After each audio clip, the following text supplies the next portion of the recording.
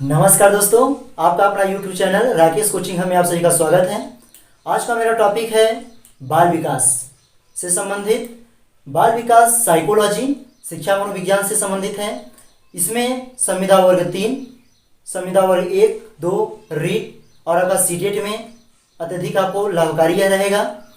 इसमें हम आज शिक्षा मनोविज्ञान से संबंधित बताएंगे आपको साइकोलॉजी में कि साइकोलॉजी को विभिन्न विभिन्न साइंटिस्टों ने अपना मत बताया है। जैसे कोहलर हो गए, जीन पियाजे हो गए, स्किनर हो गए, पावलॉव हो गए। तो उसमें से आज हम बात करेंगे आपसे जीन पियाजे का। जीन पियाजे ने साइकोलॉजी को, शिक्षा मनोविज्ञान को कैसे उन्होंने बताया कि बालकों पर यह कैसे प्रयोग होता है, उसमें हम आपसे चर्चा करेंगे। जीन पियाजे नाम एक साइंटिस्ट थे। उन्होंने जीन पियाजे जो थे स्विट्जरलैंड के निवासी थे और वो एक चिकित्सक भी थे। उन्होंने संज्ञानात्मक विकास के सिद्धांत को दिया था। जीन पियाजे ने अपने बच्चों पर प्रयोग करके उन्होंने बताया कि वास्तविक में बच्चों की कैसे आयु में वृद्धि होती है, बच्चे कैसे कैसे आयु बढ़ने के हिसाब से उनमें क्या क्या परिवर्तन होते हैं, कैसे वो समझते हैं। इन सब चीज़ों को उन्होंने बताया। इन्होंने 4 अवस्थाएं भी बताई। इनकी 4 अवस्थाएं जैसे थी संवेगात्मक अवस्था, पूर्व संक्रियात्मक अवस्था, मूल संक्रियात्मक अवस्था और औपचारिक अवस्था। इनकी अलग अलग एज है, अलग अलग टाइमिंग है। इनको हम आपसे चर्चा करते हैं। आप आसानी से इस वीडियो के माध्यम से आप देखिए। तो हमारे जीन पियाजे जी हैं। जीन पियाजे ने शिक्षा मनोविज्ञान के क्षेत्र में क्या क्या अपनी उन्होंने भूमिका बताया, कैसे कैसे बताया कि नहीं बच्चों पर कैसे हम प्रयोग करेंगे। तो इन्होंने संज्ञानात्मक विकास का सिद्धांत दिया था। इन्होंने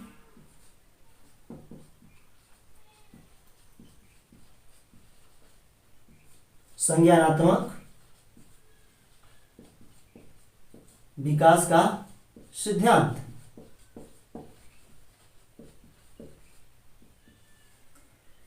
तो जीन पियाजे का यह है संज्ञानात्मक विकास का सिद्धांत। इन्होंने अपने बच्चों पर प्रयोग किया और इन्होंने 4 अवस्थाएं बताई। इस सिद्धांत के अंतर्गत इन्होंने 4 अवस्था बताई। पहली अवस्था है आपका संवेदी गामक अवस्था।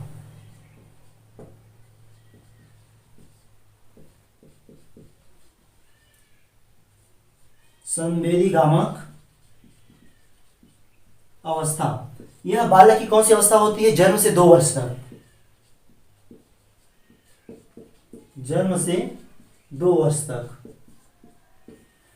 दूसरा इन्होंने अवस्था बताई वह थी पूर्व संक्रियात्मक अवस्था। पूर्व संक्रियात्मक अवस्था। पूर्व संक्रियात्मक अवस्था इन्होंने 2 से 7 वर्ष बताया।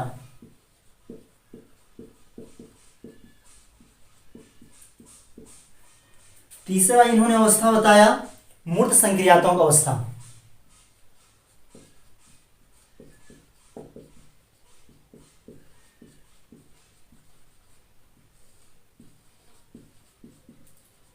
मूर्त संक्रियात्मक अवस्था का इन्होंने टाइमिंग ड्यूरेशन बताया 7 से 11 वर्ष।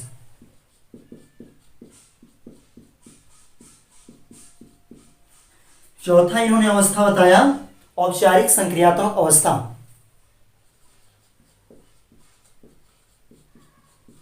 औपचारिक संक्रियात्मक अवस्था इन्होंने इसको बताया 11 से 15 वर्ष।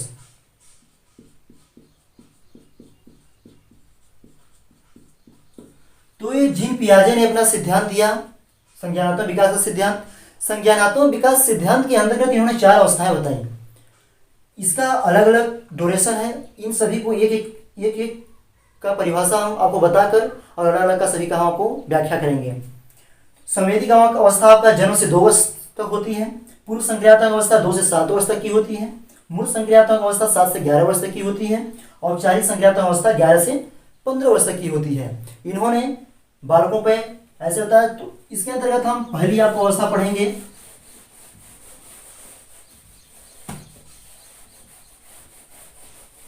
जीन पियाजे का हम पहली अवस्था को पढ़ेंगे संवेदी गामक अवस्था।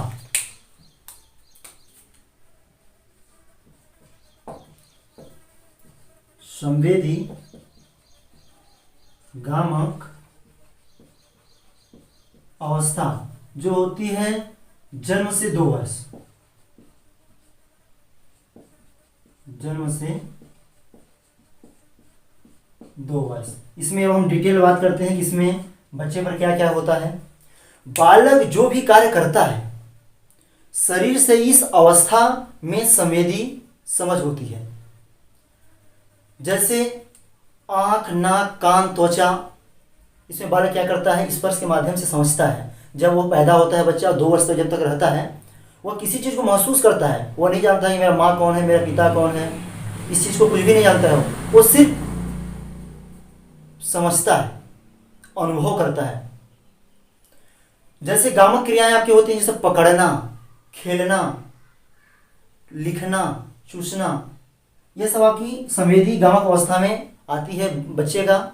स्कीमा जैसे होती है इसके अंतर्गत, जैसे छोटे छोटे बच्चों की क्रियाएं मस्तिष्क से जुड़ी होती हैं, रहती हैं, वह स्कीमा कहलाती हैं। इसको जीन पियाजे ने बताया था।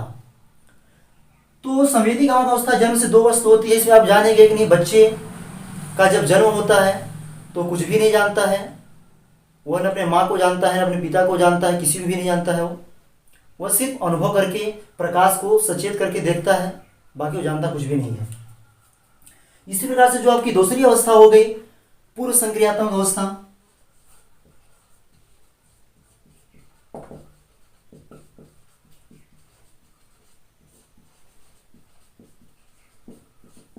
पूर्व संक्रियात्मक अवस्था जो आपकी 2 से 7 वर्ष की होती है।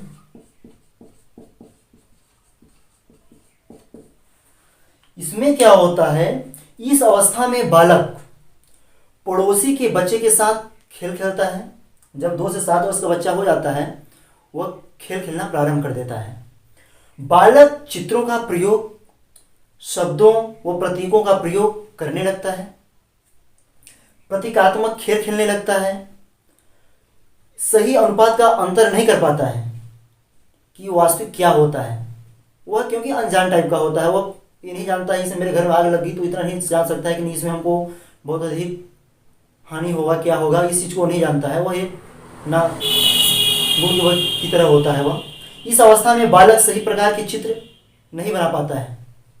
सजगता के लक्षण देखने को मिलते हैं, जैसे डॉल वॉल, गुड़िया उड़िया, टैडी वैडी, इन सभी चीज़ों से वो खेलना प्रारंभ कर देता है। तो जो 2 से 7 वर्ष का बच्चा होता है और यह धीरे धीरे कुछ कुछ चित्र उत्र बनाना, टेढ़ा मेढ़ा लिखना, इन सब चीज़ों को प्रारंभ कर देता है।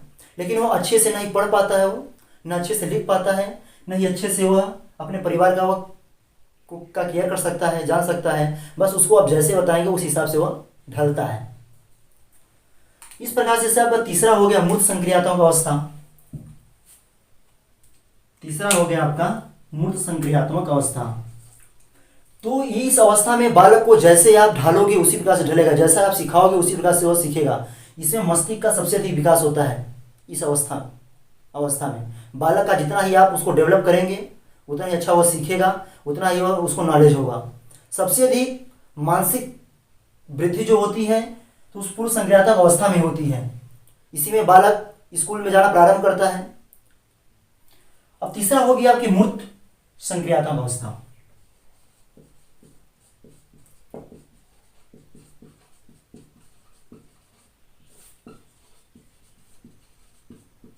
जो मूर्त संक्रियात्मक अवस्था होता है यह 7 से 11 वर्ष का होता है।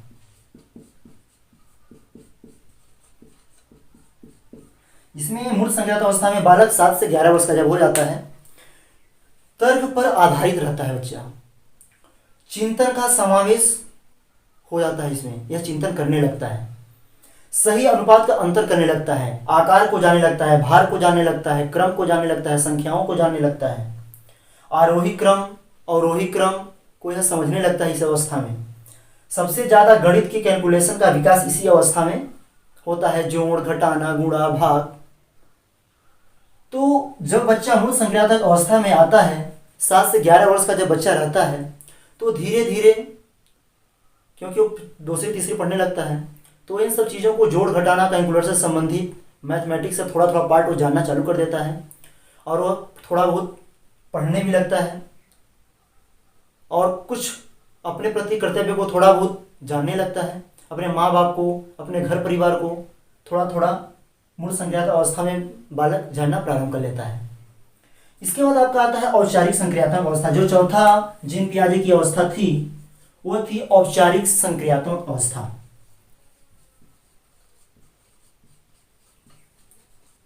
औपचारिक संक्रियात्मक अवस्था, ये जो अवस्था आपकी थी 11 से 15 वर्ष की है।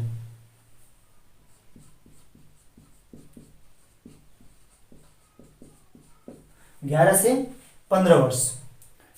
इसमें बच्चा क्या करता है, अमूर्त चिंतन करने लगता है, यानी दिमाग से भी ओवर अपना सोचना समझना प्रारंभ कर देता है। अपने दिमाग का पूरी तरह से इस्तेमाल हुआ, अपने प्रति वो सोच समझने लगता है कि नहीं हमें क्या करने से क्या होगा, अच्छा करेंगे तो हमारे साथ अच्छा होगा, बुरा करेंगे तो बुरा होगा। इन सब के प्रति वह अपने आप को समझना चालू कर देता है, यानी निर्णय स्मरण मनन आदि करने लगता है, अंकों का प्रयोग करने लगता है, समस्या समाधान करने लगता है। कोई भी समस्या अगर उसे सामने आ गई तो वह स्वयं सेल्फ इस एज में वह समाधान स्वयं करने लगता है, और कारण को समझता है, यानी कार्य को उत्तर देना, रिप्लाई देना।